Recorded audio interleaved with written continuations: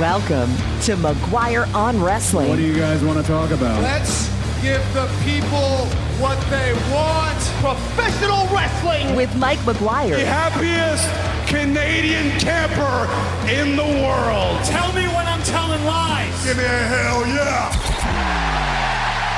Hello, first week of December is in the books. We have a lot of wrestling to watch between now and the holiday season, and then a bit of a break for some folks out there, and not so much for others. Still lots to see and do, but I hope it's a good one for you. Welcome to the show. It is called McGuire on Wrestling. My name is Mike McGuire. Every week, bringing this show free of charge on the radio and online. No paywalls, no subscriptions, just something for you to download, listen to, and be a part of. All talking about the world of professional wrestling. Sometimes we throw some combat sports in there. But we talk about entertainment. We talk about enjoying things. We talk about things we like. And we also get some expert opinions on the matter and have special guests as well. We have all of that for you this week as Juventud Guerrera, one of the greatest cruiserweights of all time, is going to be joining us on the show this week. I caught up with him a couple weeks back during a CWE, Canadian Wrestling's Elite Tour. And as you may know, if you've listened in the past, they come through my neck of the woods all the time here. I usually ring announce and host some of their shows. And so Juventud was a special guest star on the tour. Really, really, really different interview than what I was expecting to get from Juventud. And I don't say that in a sense of a negative connotation, but sometimes you get these guys and girls off the road, off the big stages, and sometimes they're a little less than favorable to be around. But I gotta say, especially these ones that come on Danny's tours through the CWE here, a lot of them really down to earth. They get that they're doing something that they love to do, and they get that when they're talking to someone like me on a show like this, that it's not a gotcha interview. It's more of a, hey, you know, what keeps you in this sort of thing? And also maybe shows you a different side of some of the wrestlers that maybe you grew up watching. And in my case, Juventud was one of those guys. I can't believe how old he is now, which you'll find out in the interview. But when he says how old he is, holy, I don't believe it for a second. So we'll talk about some of those things with him. Also, Dave Meltzer is here, and we're going to go through some of the week in wrestling, including some feedback that came back throughout the week on WWE Survivor Series, not just through the shows and through some of the things you heard on the pods on our feed, but also just from our Team MOW McGuire on Wrestling Facebook page, a lot of the fan feedback, and not just our show, but other places too. Was Survivor Series a bit of a letdown? I don't know. That seems kind of heavy to me, but a week later, a lot of fans have had a chance to digest it and think about it. A letdown? I don't know. Was it different? Absolutely, and we'll talk about that with Dave. Plus, we're also going to talk again about the slippery slope of injuries in high-impact matches. We've talked about it before with AEW. We've talked about it with other wrestling promotions throughout the years together. But WWE found themselves in a bit of a position here with three names all going down in the same match.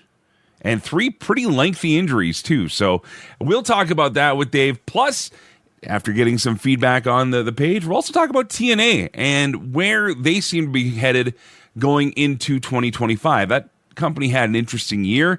They've made a lot of strides in a lot of ways, and also just still trying to get noticed out there in others. Plus, we'll talk about what may be in the future for them coming up with a couple of big dates they've announced. If you don't know anything else about this show, I'm going to give it to you real quick. We are part of a podcast feed that posts every week, McGuire on Wrestling. You can get it wherever you get your favorite podcasts. You can find it all at McGuireShow.com. You hit subscribe, you get this show free in your phone, in your playlist, wherever you get it, each and every week. We don't do paywalls. We don't do subscriptions as far as anything asking you for money. Now, people do offer donations. We say, hey, we'll take a tip. Sure, you can throw that on the PayPal at McGuireShow.com. And it is appreciated, you know, especially this time of year. Just saying. But in all seriousness, we just love being here. Everybody that does a show on our podcast feed or contributes to this show does it for the love of the game and for the love of talking about pro wrestling. In my day job, I am a professional broadcaster, host a morning show out of Lethbridge, Alberta. And because of that, get to do cool things, talk to cool people. One of them, former guest of this show, Johnny Reed, was in town last night. I haven't seen John personally in, oh my God, I think it may have been 8 years. I think it may have been 8 years. We did a Zoom call back in September together, but other than that, 8 years is what I think the time face-to-face has been. We've been through a lot, ups and downs. He's had, frankly, a lot more ups. But at the same time, a guy that's always gotten me, and I feel I've always gotten, and was so great to catch up. And as you heard on this show before, he's also a big wrestling fan. So I think I'm one of the few people that we can actually talk wrestling to each other for him. Because I'm thinking a lot of the people on the Christmas tour probably don't know a lot about the wrestling. Just saying.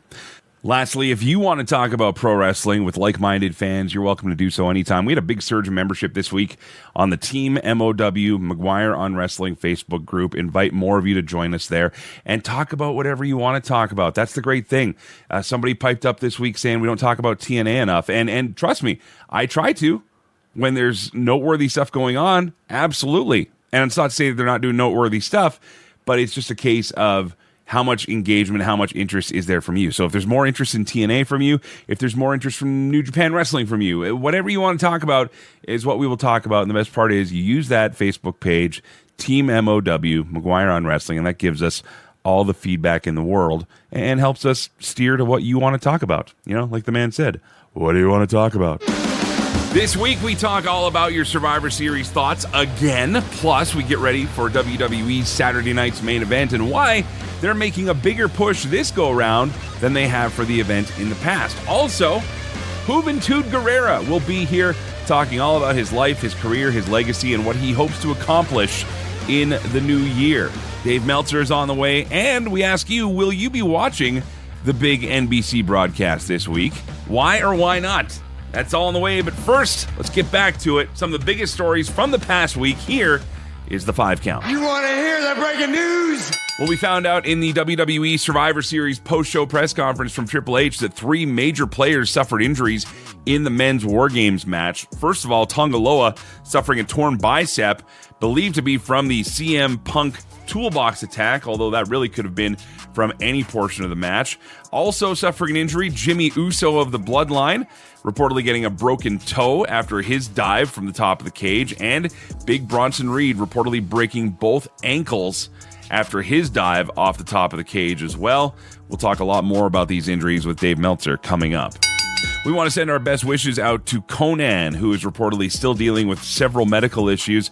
K-Dog has been in and out of the hospital recently, and while we don't want to speculate on his health, we do wish him the absolute best. Of course, Conan, a big part of Juventud Guerrera's career as well, and we'll talk about that coming up. But as several outlets have reported the Conan story, we just wanted to send our absolute best wishes. Earlier this week, Fightful reported that Gunther has re-signed a new deal with WWE, and how could you not? This guy is on top of the world right now, and apparently going through a bit of a transition, bit of a face change going on here. We'll see what happens for the World Heavyweight Champion in the future. Of course, he is set to be defending his title against Finn Balor at the upcoming Saturday night's main event this Saturday. Well, speaking of Saturday night's main event, you may be having a bit of trouble watching the show here in Canada due to the fact that it's only airing on NBC and Peacock. Now, if you are a fan of VPNs and the such, you probably know a workaround to get Peacock up here north of the border. But as far as mainstream broadcasting goes, cable may be the only way you get to watch the show north of the border. Current carrier of WWE events, Rogers Sportsnet, has not given any indication that they will be airing the show on their WWE Network service coming up in the next week. And it was also reported this week that former AEW star Penta El Zero Miedo is now a free agent and may be headed to WWE. Of course, there's also a lot of waiting on his brother, Rey Fenix, currently under a deal at least until mid-2025. No news as to what Penta is going to do in the immediate future. However, don't be surprised if you see him on WWE TV soon. You know, this upcoming talent shuffle they're doing seems like a good place to maybe do some things with him. Who knows? We'll see what happens in the next little bit here. You are listening to McGuire on Wrestling on the radio and online. Thank you for doing that. Coming up, we dive deep in all sorts of business with the Wrestling Observer's Dave Meltzer, plus the Juice, Juventud Guerrera, on the way. If you're here, you're a part of Team MOW. Join us on Facebook at Team MOW McGuire on Wrestling and get in on the conversation. This is McGuire on Wrestling. From WrestleMania to SummerSlam to Halloween Havoc to Starrcade, wrestling had its golden era from the 80s through to the mid-2000s. Legends and Champions is where we open the vault. Legends and Champions comes to you as part of the McGuire on Wrestling Network each and every week. Get your midweek fix. You can get it from all good podcast providers just by searching for McGuire on Wrestling. Why wouldn't you? See you there.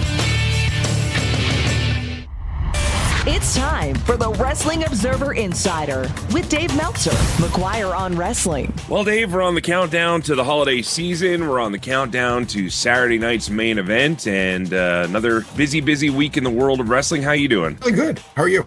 I'm pretty good, thanks. Pretty good. We had a big concert in town. Guy named Johnny Reed. He's a big Canadian/Scottish artist who also had a big run in country music, and now he's kind of our answer to Michael Bublé. Well, which is funny because Michael Bublé is Canada's answer to Michael Bublé, but does a big Christmas tour.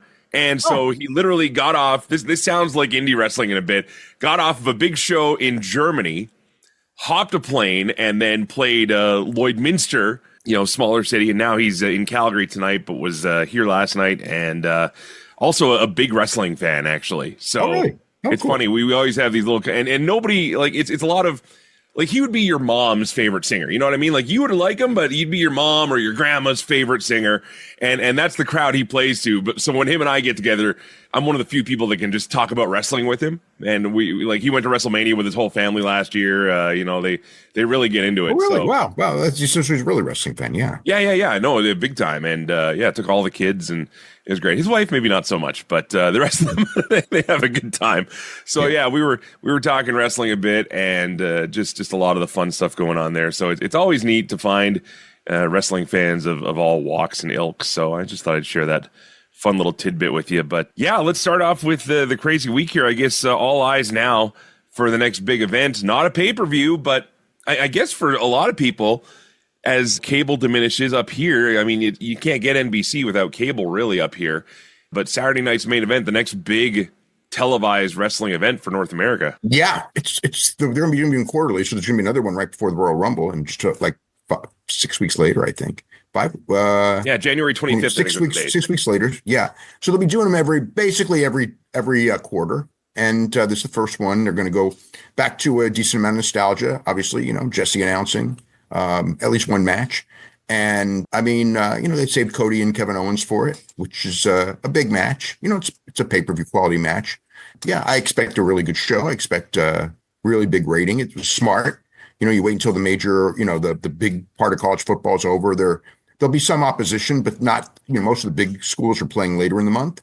So NBC picks the weekend. It's a good weekend and should be a successful show. I mean, the WWE TV has been very well done lately. So I have a lot of confidence in what they're doing. Actually, I think most wrestling has actually been, it's funny, this last week, there were, with the exception of Raw, every rating was bad. And all the wrestling I thought on TV, I thought was great. So it's kind of one of those things where maybe it's the holidays. Maybe there's a lot of different reasons going on. I mean, and there's a lot of reasons for every show. Yeah, I think that's a big part of it. I think that with a lot of, Christmas parties, work stuff going on, some people taking holidays, I think a lot of viewership takes a hit. A lot of listenership takes a big hit this time of year too. Yeah. So I mean, I will say that the 24th, 25th, 31st, and 1st, which would be NXT and AEW, those shows in the United States, they're going to take major hits. Big and probably Canada too, but major hits.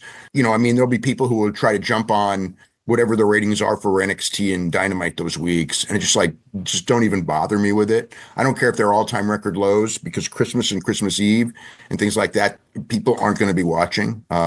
Luckily for, Raw and SmackDown, they don't fall on those days. But Raw did really well coming off of the Survivor Series, and a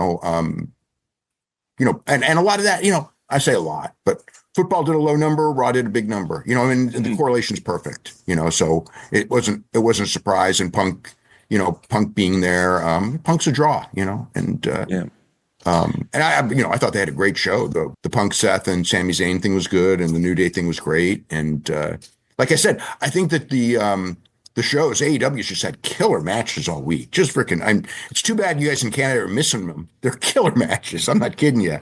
Like last night's Collision was a great show. And I actually watched some of that last night. We'll talk about the setup there because, I'll go ahead and say it. There's no other way to do it up here. I watched it through basically a streaming site because I don't know what the deal is going to be with Max in Canada. I've never asked, because the one thing that I've, with AEW, it's because I usually go away to places that don't have DVRs. So I have to wait till I come home to watch it.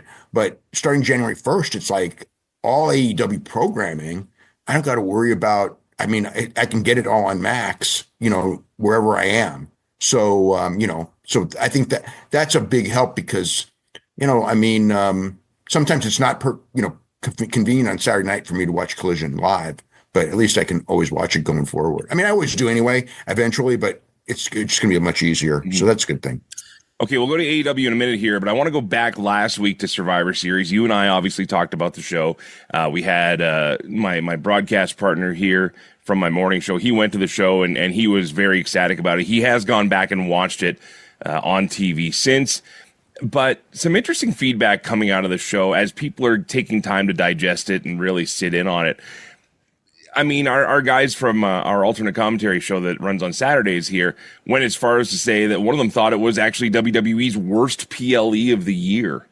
Now, I don't know about that, because all the matches, but the LA Knight match I thought were good. And the women's War Games definitely had problems in the first part, but it had an outstanding finish.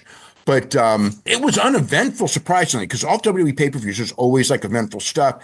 And the fact is, they did really eventful stuff on Monday. They didn't do any of it on the pay-per-view. But I could never call it a bad show. I thought it was a good show, but I did think, like, if you compare it to, their best shows of the year, it will not get any votes for show of the year. Certainly not this year, because this year, man, there have been so many great shows this year. So it's not like, it's a good show. And the thing is, we're all, and I don't want the word jaded, but, there's the deal of, how do I say it?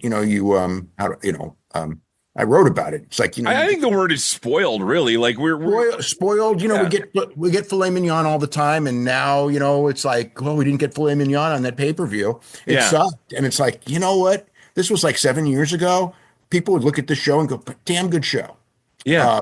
But we get so many great shows, and that's the competition with AEW and WWE kicked everyone to where they got to move it up a gear, and also the wrestlers are, we got incredible talent in these wrestlers in every promotion. Even like NXT with the inexperienced wrestlers, they put on a great show last night. I had a really good time watching that one. My only real concern coming out of all of that, and we've talked about it on AEW shows, so I'm going to talk about it now with the WWE show. We had some big injuries come out of that men's War Game match. And big injuries. The biggest one, I think, Bronson Reed, obviously, out indefinitely now with the ankles. Jimmy Uso broke a toe, sure. There's all these other stories of injuries. The Tonga Loa torn biceps, which I didn't even know about until Friday. Yeah. That's like a 7-8 month injury usually. Because he already had surgery. And Bronson Reed, I think, is having surgery this week. Yeah. So I don't know the severity of the injury. I guess broken foot. I had a broken foot. Punk had a broken foot. I'm thinking 3 months is probably about right for surgery on that thing. Well, just going back to the risk versus the reward versus the long-term benefit here. I've been critical about this with AEW when guys do big stupid moves and get hurt. And with the exception of the Tonga Loa thing, because the torn bicep, that seemed like a freak thing more than anything. That can happen anytime to anybody, and it just happened. Right. But the other two were jumps off the cage. And jumps off the cage a million times. Dude. Bronson Reed's a big dude to be. Well, and this is what I'm saying. All the kudos in the world to Bronson Reed for showing off athleticism and everything else. But at what point do maybe agents or Triple H himself, somebody got to go up to him and say, okay, you know what? This is all great stuff, but we can't keep doing this. I believe strongly that he will be never doing that again. I believe that will happen. I think you learn from that. The injury rate, I've been tracking the injury rates for both companies a lot in the last couple of years, and they're similar. WWE has slightly more injuries right now, but 3 months from now it might go slightly in the direction. It's just whatever. But it's like Juice. Juice broke his foot. Juice broke his foot on a sunset flip. You know what I mean? Or not? I shouldn't say broke his foot. I thought that was the original diagnosis. He broke his fibula right above the foot. Right. Okay. So, but he got hurt. But it's like a lot of these injuries are just injuries that happen. It's like it's weird. And these guys do death-defying things and don't get hurt. I don't know how Darby Allin walks. I'll tell you that right now. And I watched his match on last night, and it was the same thing. It's just like, how is he getting out of this unscathed? He somehow, I don't know if he's Gumby or whatever, but and he's not immune to it. And I know he's been hurting, but his longevity is like, he is too far, just too far. He's like when I used to watch Mick Foley, and it would be like, please just calm down. And Mick had a great career, but it also ended early. And Darby's, I think, is going to be the same way, unfortunately. But yeah, it's obviously a concern. I think that maybe dives off the top of that cage may not be a great idea. Although, we had two people do it successfully with no injury. One got an injury, but not a terrible injury, but an injury. And then one got a bad injury. Certainly, I would say if you're 270 plus, I would say don't come off the top of that cage. It's too high. Yeah. Well, it's funny. We had talked about this too. I mean, you made the comparison to Mat Rats last week with the cage with the platform. So clearly, this stuff is designed to make that happen now. But again, I think it's got to be pick and choose your spots and maybe and the person and you're catching. Like, I think you can do a crossbody with people catching you off the top, and it's not too bad. You probably can do a moonsault block if people are catching you. I think the idea of through the table is not the worst. I mean, if you go all the way to the mat, I think that's not a good idea at all. I think that's going to be hell on your knees. But I mean, there's ways to do it safer. But again, I would say if you're, like I said, if you're a big guy, probably not a good move to do. And I think this is just, you live and learn. And I think the Bronson Reed thing, because that one is like, you know what, that was a bad idea. I know he wanted to do it. You know what I mean? And the guys always want to do it, but sometimes, like they say, sometimes you I think that I think also that every company is guilty of this in the sense of sometimes you got to protect guys from themselves. And I think that everyone right now has been lax about protecting guys from themselves. Well, again, it's pushing the limits and seeing how far you can go. But again, like we said, I think that throwing a flag on this and saying, you know what, this is our limit now. Also, yeah. And also, I'd say if you're late 30s and up, don't come off the top of the cage. Late 30s, maybe 40, because again, like Adam Copeland, like the Adam Copeland injury. And look, that guy's the smartest of all. He knows better.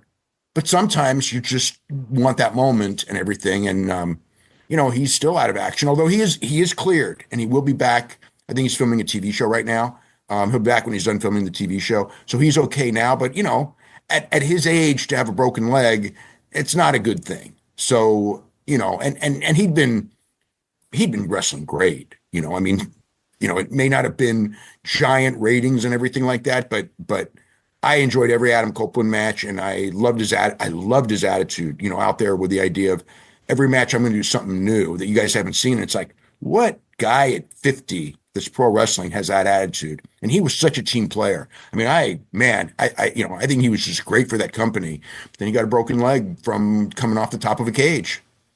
Yeah. Well, again, we'll see what happens as more guys come back from injury and more, unfortunately, head on the list. Okay, let's move forward here.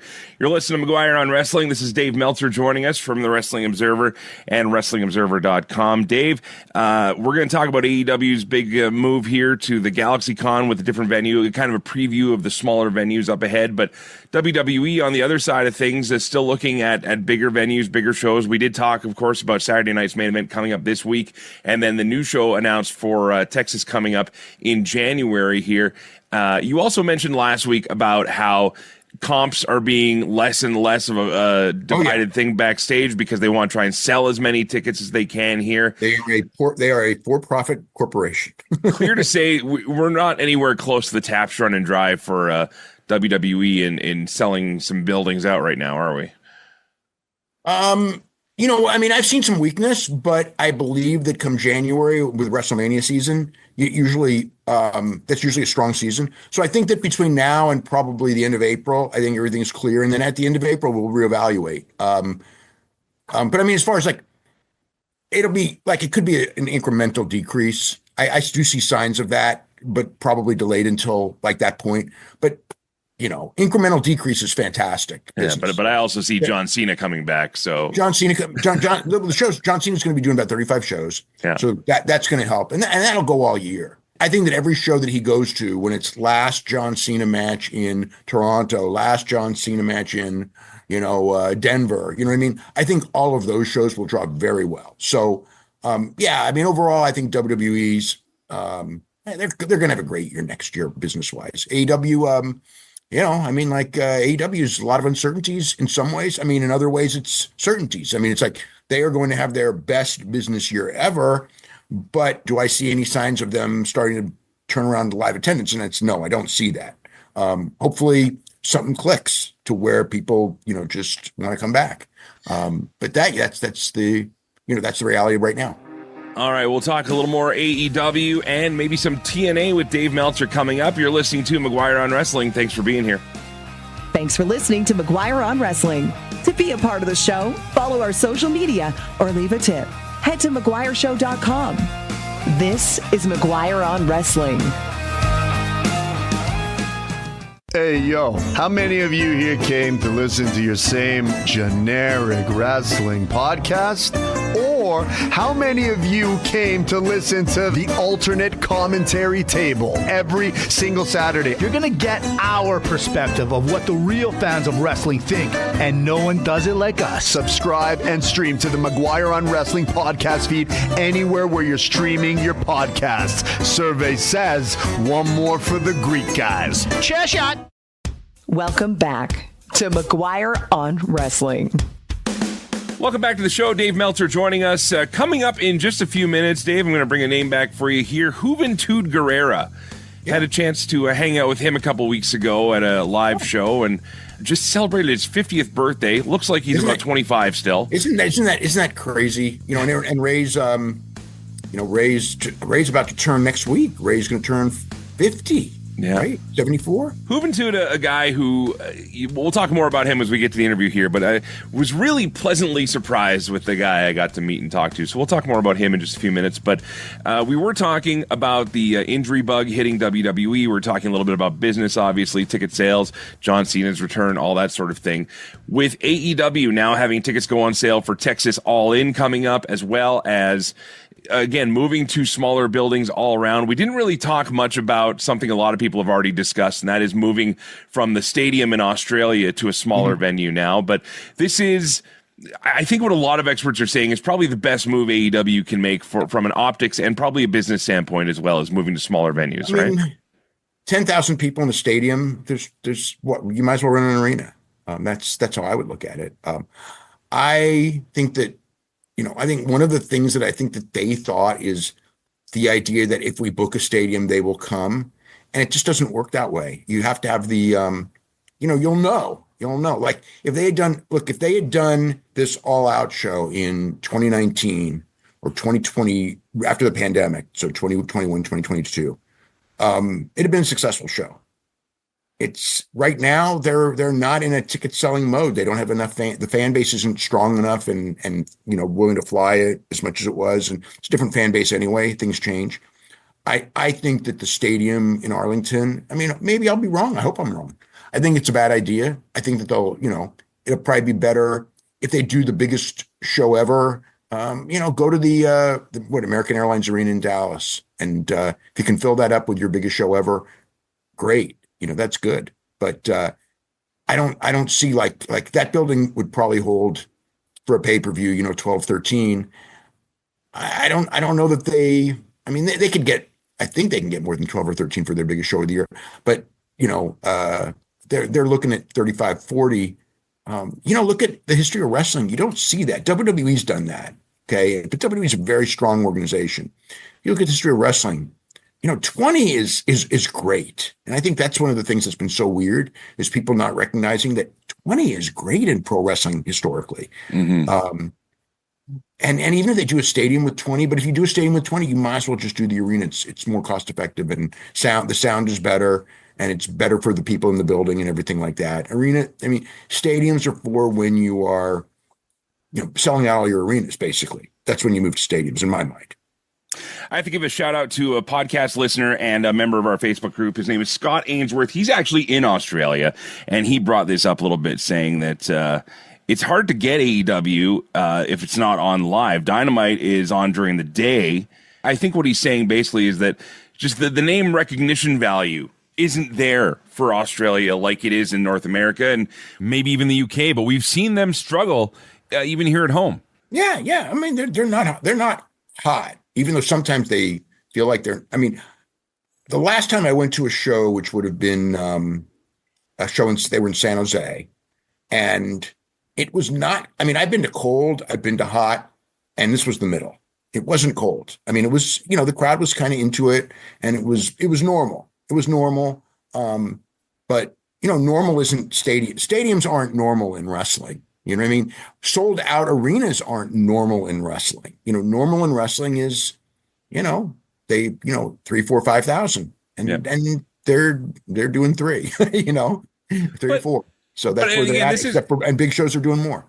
We always talk about star power and all these things. I think it's safe to say that sometimes maybe we're a little too hard on the talent from that perspective. I don't think any of this is really an indictment of the talent so much as, again, setting realistic expectations for what regular ticket sales are. And we've seen some record numbers, but again, that stuff can't last here. I want to juxtaposition what's been happening with AEW going from, larger to smaller venues here. And we had someone named Tina who joined the group this week, and she's wondering why we're not talking about TNA as much. And my response is always the same. It's like, it's not that we don't talk about TNA, and we're going to talk about TNA right now. TNA has seen some exceptional growth as far as reaching out to fans, getting ticket sales for events. They do a very different. They had 2 strong shows. They had Montreal, which was PCO selling lots of tickets and local wrestlers selling lots of tickets, and they had a nice turnout in Detroit. Aside from that, it's 1,000 people and less. But they're doing it in a way, I think that. And to play devil's advocate here, I think they're doing it in a way that suits their size. Do you know what I mean? Like they're growing. They're not. Well, they're taking a big risk running these buildings. UBS Arena, I think, is. Again, that's next year. It's a long ways away. Yeah. Maybe they'll do something that gets hot. But to me, UBS Arena, that seems like a really big ask for them. I think it's a mistake. Just like I think the stadium for AEW is a mistake. I don't think the stadium for Toronto is a mistake. Right. And I think that AEW, if AEW would have run their first show ever at the stadium in Toronto, I think it would have been a fantastic event. So you're a little ahead of me here because TNA announced a poll they were going to have between their fans as to whether they should go to New York or LA, and then they announced that they were going to do both next year. And the poll is obviously a sham because you don't book buildings, snap your fingers. You know what I'm saying? Those buildings were probably booked months ago, and it's like, hey, how can we do it? And then we'll just go at the end and say, you pick both. So I'm not here to bring credit. I'm not here to bring credibility to pro wrestling right now, Dave. Okay, I think that it was a clever promotion, but obviously, with the benefit of hindsight, you can see that they had already made their decisions. They were going to run both, and they're running both in substantial arenas. The LA arena, the Galen Center, is not gigantic. Right. If TNA was going to run its biggest show of the year there, it would have been a stretch, but I wouldn't. It's not impossible. UBS Arena, and I know it's New York and everything. Maybe people will just go, hey, there's the UBS Arena. Maybe we'll check it out. It's something big, but it's that's a risk. And for those Canadians listening or any hockey fans, that is where the Islanders play. So that's going to be an interesting show. But TNA is not an NHL-sized arena promotion by any means possible. You know what I mean? AEW for a TV at the UBS Arena would probably do right now 4,000 4,000 to 5,500. For a pay-per-view, they'd probably get in the 10 range, maybe a little less, probably 10. But TNA's, that's a big step from AEW. With their recent relationship with WWE and NXT specifically, do you think maybe for that UBS Arena show, they lean on that a little more and maybe some NXT people show up in there? Yeah, but that's not going to make a difference. I mean, they better. Yeah, of course. What if a WWE main roster person makes an appearance there? Main roster would help to a degree. To a degree. But I mean, look, NXT, which is bigger to WWE fans than TNA, they had Randy Orton, St. Louis, Missouri. They had to move from the arena to a small building because they didn't sell any tickets. Even last night, they didn't have any main roster people, unless you consider like Ridge Holland main roster, which I don't think people do, even though he did have a long stint there. But it's like they did not draw well at all, and they've got Lowell coming up, which is no advance there either.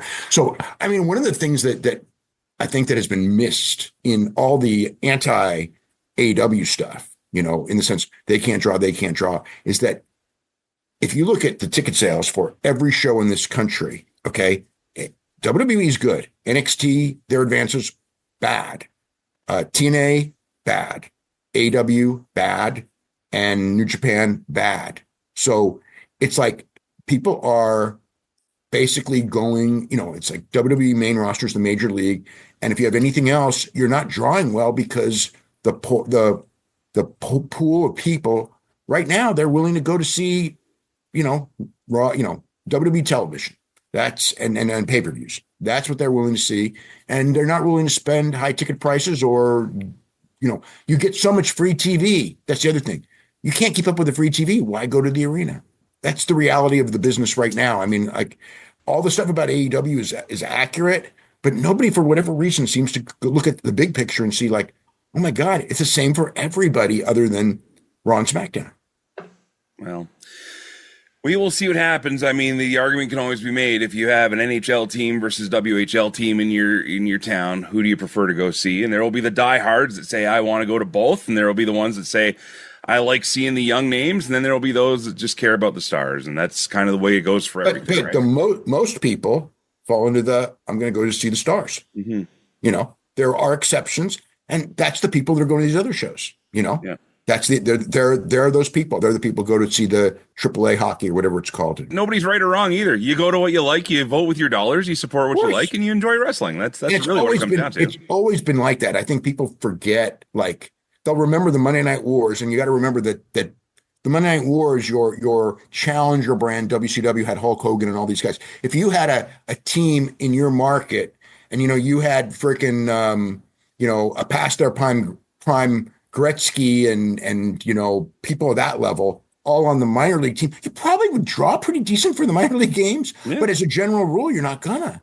And I think that's what people kind of are missing right now is that period of that few year period was an aberration. And the early part of AEW was probably because WWE creatively sucked and people were just looking for an alternative. And now that WWE is good, AEW is struggling, and there's a lot of factors to it. But it's like if AEW was the only one struggling and TNA really was like drawing like 7,000 or 8,000 at their shows, or NXT was drawing 10,000 at their shows, I would say, man, AEW, there's something wrong. But it's like it's the whole business. That's just what the business is this right now, and it's historically that's what the business usually is. Not always.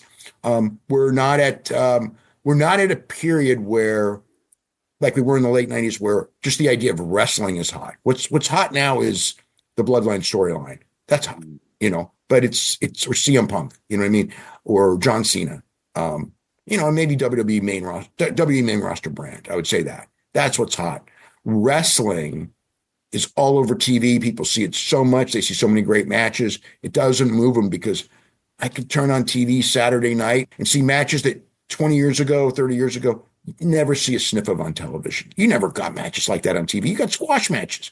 I suppose if all TV was squash and then you had to go to the arena to see good matches, maybe people would be going to the arena more. But guess what? TV's where the money is. So that mentality that people sometimes go, well, we should go back to that mentality. It's like the economy's changed. It's all about the TV. It's not about the house shows. AEW is probably going to have their their worst year next year for house shows, and they're probably going to make more money than they've ever made. Well, they're for sure 100% going to make more money than they've ever made in their history next year, too. That's it. The dollars have shifted. All right. Dave Meltzer from the Wrestling Observer and WrestlingObserver.com. You were listening to McGuire on Wrestling. I asked you a little bit before. I want to go into it before he joins us on the air here right away. But Juventud Guerrera, just on the road up here in Canada. He's back down in Mexico, running his own promotion with his family down there. Him and I have been in contact since, and I've been watching some of it. I don't know if you've seen any of it, but if not, I have not seen his promotion, no. I'll send you a couple links here. It's interesting. It's very Mexican TV style. There's a lot of extra graphics, a lot of stuff going on, but I'll send you a link. You can let me know what you think. But for those that are new to wrestling, because we have new generations of fans listening all the time, if you don't know anything about Juventud Guerrera, especially from the early days and his resurgence in North America, or I should say the rest of North America, the United States and Canada, but coming out of Mexico, the ECW and, of course, WCW days, this is where this guy really took off and shone. Well, what can you tell us about Juventud from a wrestling standpoint? I started watching him when he was a teenager in Mexico, live, because they had Fuerza Guerrera and Juventud Guerrera against Rey Mysterio and Rey Mysterio Jr., who's the current Rey Mysterio, and the original Rey Mysterio was Rey's uncle. And they had a great feud in Mexico. And then, when ECW wanted to focus on Rey, I mean, the two guys, the obvious guys were Psicosis and Juventud to be opponents because those were Rey's best opponents. They were Psicosis and Juventud Guerrera were sensational workers and sensational with Rey in those days. And then, he went to WCW and he could have been a much bigger star there. They didn't really get how to, really market the Mexicans whatsoever. And by WWE, I don't know, I think there was a typecast thing at that point, unfortunately. Super talent, though. Like, as an actual wrestler, from day one, this guy could wrestle. I guess his dad might have trained him or something, but his dad was a great, great wrestler. And he's actually, I think, better than his dad was. Although his dad in Mexico was a much bigger star. But he got derailed by coming to the United States. And then in the U.S., too small, Mexican, can't do promos, blah, blah, blah, blah, blah. And it hurt where he could have been, but that was the mentality in the 90s. Do you think there would be a value to bringing a resurgence to guys like Juvi and Psicosis and stuff like that, with WWE now starting to focus on some WCW talents of the past? I'm not saying that you need to bring them in for matches and stuff like that, but definitely getting them on the nostalgia brand and getting them into the video games and maybe the action figures. Yeah, I mean, maybe that, or I think that, like, if they did an angle for him in NXT, it might with somebody like Javon Evans, it might be cool. Main roster, I just think that ship has passed. He might say otherwise here. We'll find out as we talk to Juventud Guerrera in just a few minutes. But Dave Meltzer from the Wrestling Observer, thank you as always, my friend. What are some things people can read about in the latest issue? Yeah, well, I mean, there's a bunch of big stuff. I mean, the Vince McMahon, the Ring Boys lawsuit was put on hold, and big story as to why and how that all went down. And, that was, then, obviously full coverage of Survivor Series, coming out of Survivor Series, a lot of backstage stuff at WWE as far as future direction stuff. The week before was freaking probably one of the best issues of the year, because I had a lot of history and things like that, going through some wrestlers from the past that passed away and just going through their careers. That was really fascinating. There you have it. Dave Meltzer from the Wrestling Observer and WrestlingObserver.com. Thank you very much, sir. We will talk again next week. Okay, have a great week. Coming up next, we go one-on-one with the juicy one. Juventud Guerrera is on the way. This is McGuire on Wrestling. If you like McGuire on Wrestling, you need to subscribe to the free McGuire on Wrestling podcast feed. Not only do you get access to the show a day early, but you also get free bonus content every week. Share a laugh with Mitch and Dimitri on the alternate commentary table. Oh, I'm Cody Brown. Look at me. Now, if this was Damian Priest, he'd apologize. He probably would have apologized. Follow along with the film career of one of wrestling's biggest stars with We've Seen a Movie. Basically, I'm just watching John Cena play his wrestling character. If John Cena was a raging alcoholic Atlantic City mooch before this. Get all these shows, exclusive interviews, and more for free by subscribing to McGuire on Wrestling, wherever you get your podcasts.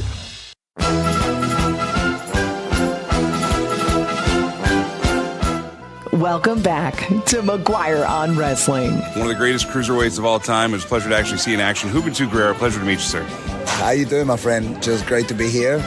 Very blessed, very happy to be hanging out with the boys of CWE, with Danny. And well, this is my second tour actually my third tour, because the first one was on 2019.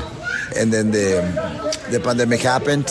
I came back on September, and now this November, which is always close to my birthday. On the first tour, I was having my birthday on the road. So when's your birthday? In November 23, in like 2 days. Wow. Well, happy early birthday then. Yeah, thank you. You had a match tonight against one of the hometown guys here in Derek Cross.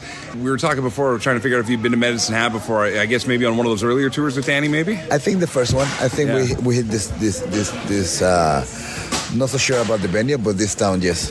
I try and convey to people to listen, because we got listeners from across the country and around the world to listen, and I try and convey to them how this little town of Medicine Hat, where it's not like the biggest city, but man, they get a pretty great crowd for indie shows here. What was your impression of the audience here tonight? Oh, I enjoy it, man. I enjoy it so much because you just go with the flow, and then they just want to have fun, So you just go with the flow, just have plan to have fun, but when you actually have more fun, it's even better, You feel like you're not working, You're just happy to be here.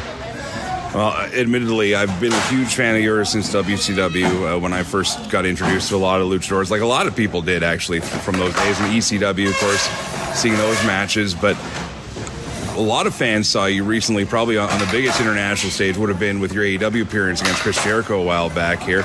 You're still in there. You're still going hard, too. I don't want to out your age completely, but it's safe to say it's been a minute since you were in WCW, but you're still looking pretty good in there. Oh, thanks so much. Yes, I gotta keep it juicy because it's a hard business, and once you getting mature, and I think I think that's what I've been doing. I've been getting mature. I've been taking care of my body more than I used to. Time pass by and you learn, right? So by timing, I've been learning how to keep myself healthy and still looking good. And like you say, it's very important to look good.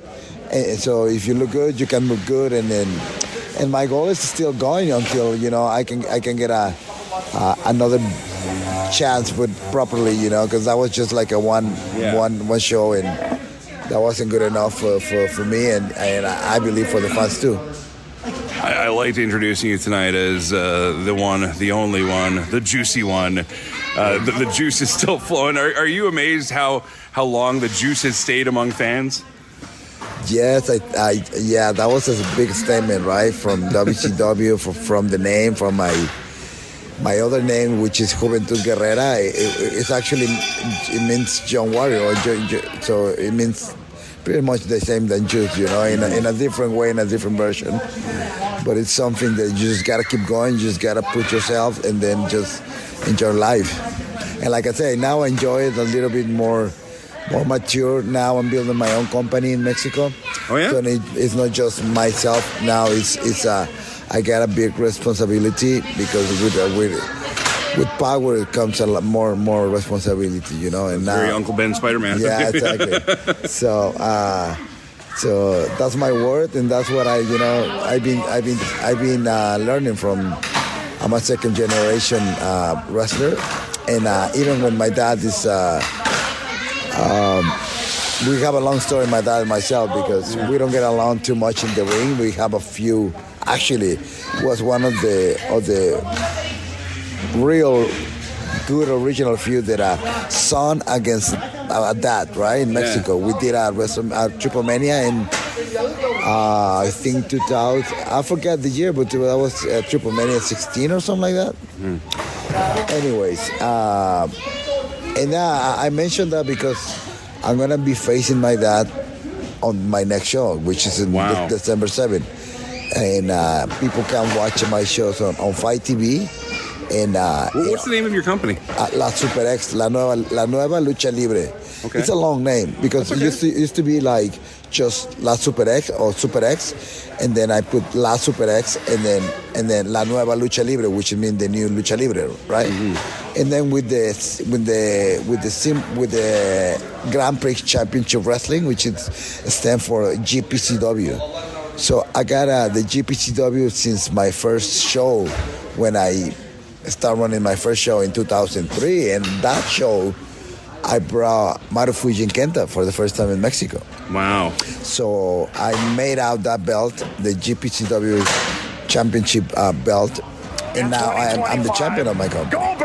So check this on YouTube. You can see my shows on La Arena or La Super X, which is La Arena is LAARENA, La Arena, and La Super X is LASUPEREX.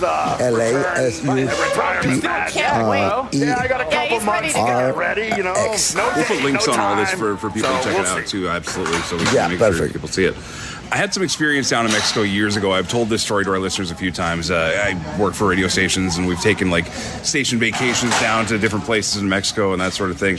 And my goal was, while I was down there last, was to make it to a AAA show. Unfortunately, I was in Puerto Vallarta, and the closest one was in Guadalajara, and I was not going to make that trip. So I ended up actually finding a guy. And I don't know how in tune you are with the indies down there, or what it's even called, but he's a little, I always say he's a little teapot of a guy named Javier, and he wrestled as El Forajido. Okay. And anyway, he was working as a vendor selling the masks, you know, like you guys have all the knockoff masks, I say, are down there, but I mean, I started asking by name, and I actually asked for like yours and Santos and, you know, all these other guys, and they're like, you know, Mexican wrestlers, because usually Canadians come down and we're looking for one with like a CFL team embroidered on a Rey Mysterio mask or something. So I ended up actually booking a wrestling show at the resort. And I got these guys paid like a few $1,000s. It was awesome, like they, you know, because we had a bunch of people on vacation and stuff like that. But what was the eye opener for me was just, I mean, how hard of a scene it is to come up as a wrestler in Mexico. Like, they brought their boxing ring in, and then they had the cushions from the lounger chairs, you know, at the pool, and that's what they used for a mat. An old Corona thing. I'll show you pictures when we're done here. But I mean, this was like legit Mexican indie wrestling, and that's where a lot of Mexican wrestlers really get their start and cut their teeth. Like, he was showing me pictures of him like working with El Dandy. You know, he's a jam up guy, and other guys like that. But you know, he was just showing me his history, and I'm just wondering if there's anything you can convey to fans out there that maybe only saw you in your American debuts in American wrestling rings, and just what your upbringing in wrestling was before all that. What do you exactly mean? Well, I'm just wondering, was it like that for you when you first started? I mean, you did start obviously pretty young, but was it like the rock hard boxing rings and just wrestling anywhere you could, or how was it for you? Yeah, exactly. That we always go through something like that, you know. Yeah. One way or another, and plus in Mexico, because we just we're hard workers and we find a way to make it happen. Yeah, I went to quite a few gyms that they don't have a ring. They have fucking mats, and you have to go there, and the people were training there, and then so that's how you make it, you know. It was amazing because he would tell me how they would have shows in like some of the bullfighting rings and the pens and stuff like that, and just amazing scenes. So I got to learn a lot from Javier and his guys that came in, and it was really, really cool experience. So I'm not saying this just to butter your bread. I'm sure you get a lot of people that throw compliments at you, but just seeing where you came from and getting to experience just even a touch of that for a second. They brought in their ring. It was in terrible shape. I actually went to Home Depot in Puerto Vallarta and bought a bunch of tape and pads and everything and fixed their ring up for them that day because it was unreal. But to see that, to have the international success, and to see you still going now, I mean, even on these frigid Canadian tours, we got snow coming down like crazy. What keeps you inspired to stay in shape and stay in the ring? I'm a believer, so I think I God deserves all the glory, all the everything that I do, because I think if somebody see me and say, "Oh, why?" It's because I'm a believer. I think I have a passion for what I do, and I always praise the Lord Jesus Christ, and He's been helping me in very, very dark moments when I was gone, when I was thinking that my career was gonna be the same because different stories, you know, in the past, but more likely it's just terrible injuries that the doctor told me that I was gonna be gone and couldn't be walk anymore, and just to have a strong mind with Jesus and His word, His statement, His teachings. It make me the person that I am right now. So I'm still learning. I'm still, you know, on the way, but I feel more comfortable now. Everything is possible with the help of Jesus Christ. And that's great to hear, too. I mean, I don't know you at all until today. And again, seeing the way you were with the boys back here, and obviously been on the road, the fans were loving you. But, I mean, there were times where we knew there was some trouble in your life and things weren't always going your way. I didn't realize that the injuries had gotten so bad, though. Yeah. So, I mean, kudos to you for being able to get better. And it seems like you're in a really good place now, man. Yeah, I feel great, actually. Like I say, you know, I'm still learning the teaching of God, and I think everybody does, you know, in this life. So I think it's I feel wonderful, you know. I feel young. I don't feel that the age that I'm gonna be, you know, in this couple of days. It's incredible, you know. So do we want to say the number? It's 50. Yeah, that's it. It's gonna be 50. Yeah. So, you don't look it, man. Yeah, it's incredible. It's an amazing thing. So, yeah, I'm gonna keep walking. I'm gonna keep rolling. So you might as well gonna see me on a major company soon. So that's my goal, and I know I can accomplish that. And it's just timing for now. Do you think possibly, because we're starting to see this now with WWE and the new ownership with TKO, there seems to be a new level of reaching out to alumni and legends and people like yourself who've been in the company or been in WCW before. There's actually a big WCW resurgence now. It's the latest downloadable pack on their video game. And I've been wondering, with all this WCW stuff, when are they going to start bringing in the luchadors, you know? So has there been any thoughts to that or any approach yet, or is that something you would like to see happen eventually? I mean, obviously you would. Yeah, but... exactly. So like I said, it's just timing. It's just the right moment, the right momentum. And I think I'm going into that direction because, like you say, you know, everything is changing to a different path. So I think I'm going into a good direction for that path. I'd love to see it, man. I'd love to see a Juventud Guerrera action figure come out in like 2025 or something. And I got to say, man, you really did impress me. I've seen a lot of wrestlers through the years, and I've seen a lot of guys come on these tours, and most people are really happy to do it. You can get the occasional person that's not all 100% with it, you know, feeling the vibe, but you seem to really give it your all out here tonight. So I wish nothing but the best for you, and continued good things, man. You know, like thank you so much. I could say like best wishes, but I mean that's so silly. But same to you, man. I feel your vibe, I feel your energy. Yeah. Same way to you, to your family, to the whole thing, everything you do in life, and the people who are listening to, same way to them too. Juventud Guerrera, absolute pleasure. Do I qualify as a juicy boy? 100%. Thank you, sir. Thank you. There you have it. Great guy. And again, if you want to follow any of Juvi's indie work down in Mexico with his promotion there with his family, follow the links in the profile for this week's episode at McGuireShow.com or wherever you get your podcasts. You'll see the links for La Arena there.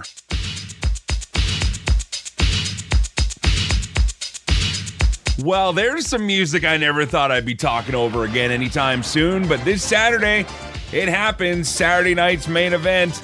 So I put it out to you, the MOW faithful, on the Team MOW McGuire on Wrestling Facebook page. Will you be watching Saturday night's main event live on NBC? We go around the world on this one. First of all, Douglas saying, unless I get offered overtime at work, I'm going to watch it live. Andy Evans, our man in the UK, says, absolutely, this seems a better show than Survivor Series. Michelle going to be watching some indie wrestling, so she'll miss it live. Matthew says, though, if he can find a stream for it, because he lives in Canada, he's going to try there, as well as Craig says the same thing. He says he's going to watch it if he can, but not sure how he's going to watch here in Canada. Yeah, again, you're going to need cable or NBC to watch it legally, and however else you choose to watch it, that's your business, not mine. But we will talk about the show next week. Until then, I hope you've enjoyed this week's episode of McGuire on Wrestling. McGuireShow.com is where you can go to support everything. Until next week, thanks for listening and letting me do what I do. Play safe, drive safe. Be senior. McGuire on Wrestling. Online and on the radio. Listen to the show Mondays at 4 p.m. Mountain Time at CKXU.com, wherever you get your podcasts, and at McGuireShow.com.